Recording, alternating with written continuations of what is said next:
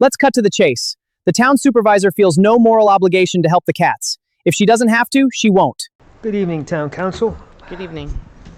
Last night, or should I say this morning, I worked an overnight shift. Well, the first thing I had to do when I got off work was recover some traps from a location where I was trapping cats. Then before I could have dinner, I had to write this speech. So I kept thinking to myself, I have so much to do already. Too much, and why do I have to waste time and keep repeating what should be common sense?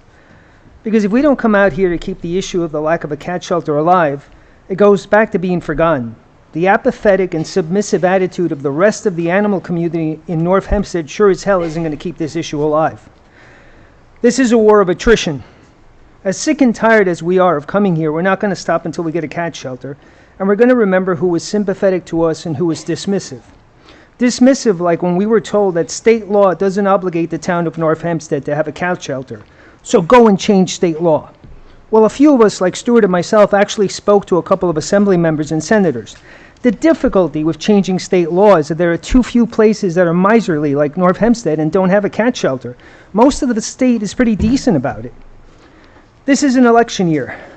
Bruce Blakeman is running against an unpopular Kathy Hochul. Now, one of Blakeman's platforms is creating an animal welfare bureau on the state level.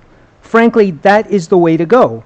Animal advocates, animal rescuers already have too much to do to waste their time convincing small-town leaders on globally understood welfare issues. So yeah, I'll be voting for Blakeman, and I hope he gets the Animal Welfare Bureau running.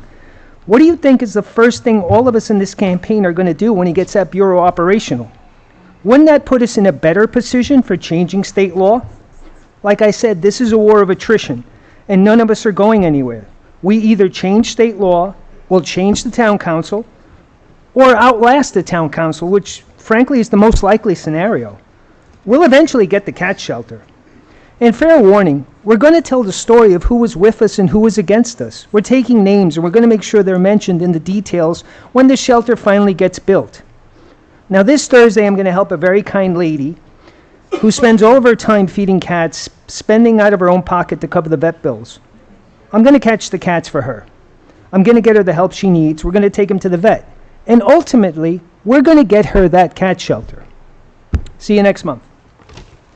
Thank you. Over 20 years ago, the decision was made to not build a cat shelter.